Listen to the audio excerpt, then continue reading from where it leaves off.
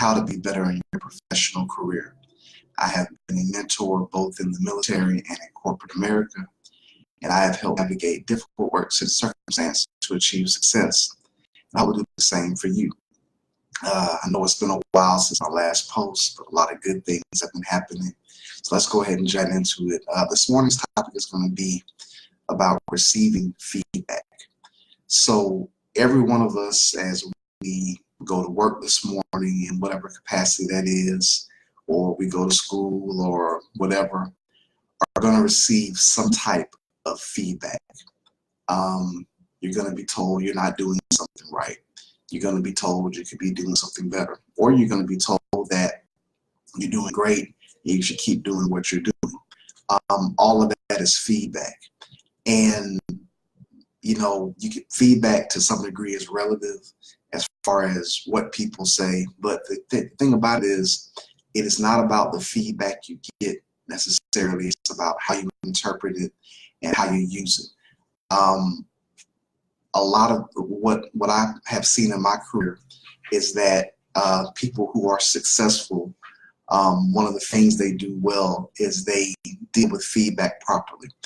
They're not too hyped up by positive feedback. The head doesn't get too big, but at the same time, they're not too downtrodden when they get negative feedback.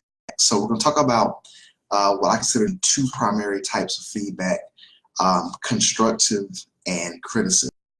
Okay, so constructive feedback in a nutshell is feedback that addresses issues and offers advice on how to improve.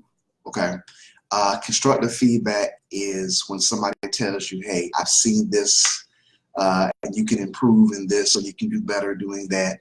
The whole purpose of it is to help you improve. Is it tough to hear? Yes.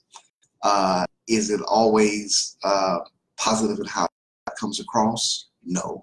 But the bottom line about it is that when people give you constructive feedback, the bottom line purpose is that it's for us to help you to be better. There's something else called criticism, though. And the way I define criticism is it highlights an issue for the sole purpose of negativity. It tears, and basically it's designed to tear you down, to stop progress. So criticism can be negative as far as how it comes across, but it is not designed to help you improve. It is designed to stop you, to basically hurt your feelings or get you in your feelings so that you can't go forward. So for example, if you're at work and you're doing a job, if your boss says, hey, you're doing a great job, but you can, be more efficient in how you work, or you can do this or that. What he's saying is feedback, but it's feedback to help you improve. He sees your potential, he sees what you're doing, but he also sees an area of weakness, and therefore what he's doing is saying, okay, I want to help you improve, therefore this is what you do. However, if it was only criticism, that same boss would say, oh, you're the worst worker I've ever seen, you can't do anything right. So he's addressing some things, he or she is addressing some things in general, negative, but they're not giving you any feedback or being very broad in what they're doing. So that's the two kind of feedbacks that you're going to come across, constructive and criticism, okay? Now, the thing about it is how you handle those is the key to your success. Now, I've been fortunate that have been successful in a lot of areas, engineering, the military, corporate America, and one of the common links between all those is that I've been able to deal with feedback from people who are trying to help me and those who are trying to harm me. I've had some great mentors in my life who have really identified some weaknesses in either how I do things or what I do, and they've given me practical tools and advice to correct that. At the same time, I've had people who have, really done some harsh criticism that was not at all meant to help me out. But I've been successful being able to take both of those and use them and improve myself. So here's some practical steps to apply to be better at both. First thing is, when being given feedback, fight the urge to respond defensively and really listen to what is being said. Most of us, if not most of us, and I use myself as an example, even when you know the feedback is going to be positive, it's at first hard to listen without being defensive.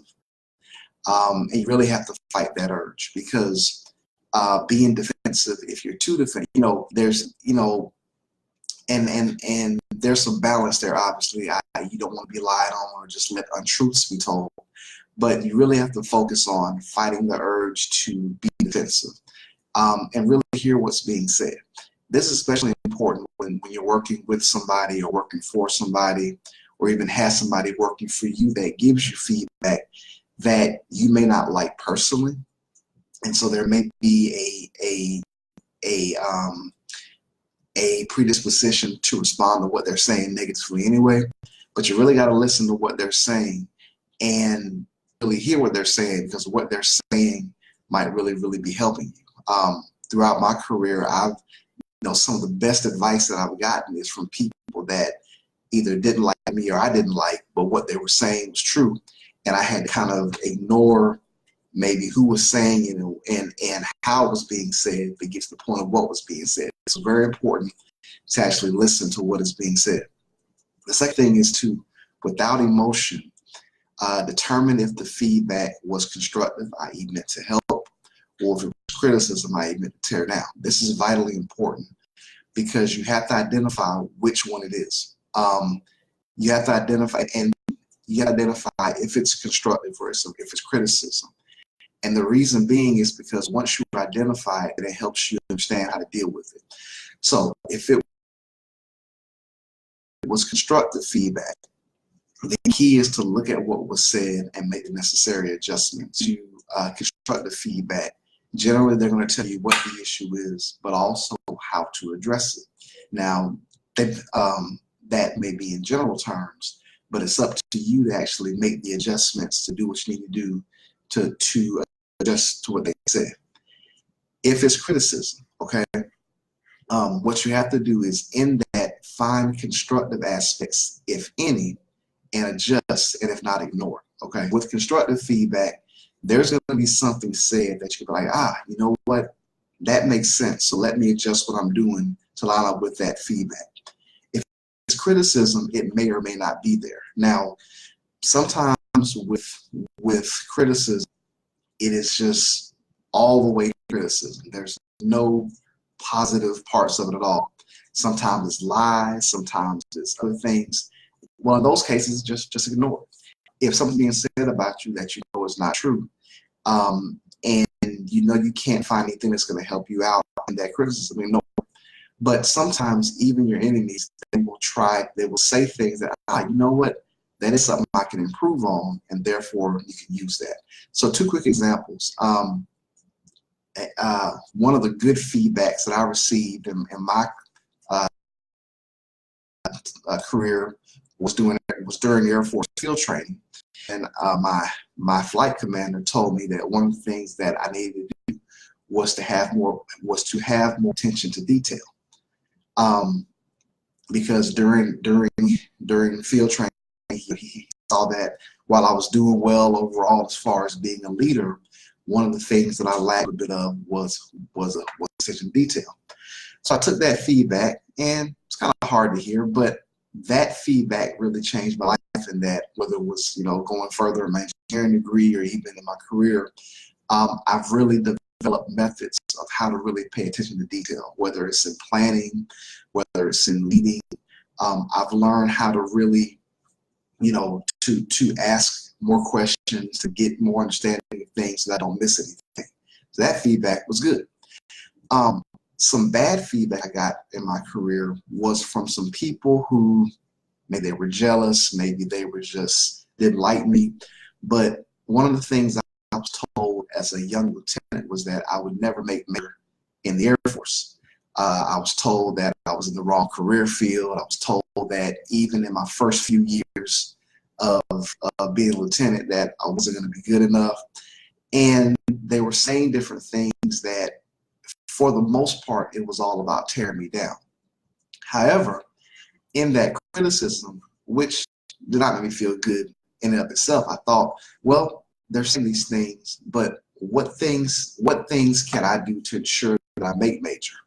And so some of the things that they said about the jobs that will probably have in my career field and those type things, I made the adjustment saying, okay, you know, what they're saying to me is for the purpose of tearing me down, but they're giving me some insight also into what to avoid, what to possibly do. And so basically I was able to kind of do some jobs in my career, and eventually, guess what? I made a major in the Air Force, okay? So even though that criticism was meant to tear me down, I was able to use some of that to help me be where I am today. So as you go today, you know, you're going to get criticism, you're going to get feedback of some sort. It's not about the feedback, it's all about how you use it to go forward. Hey, thanks for joining me this morning.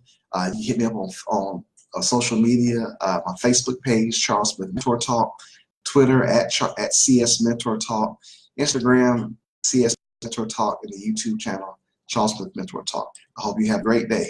Bye-bye.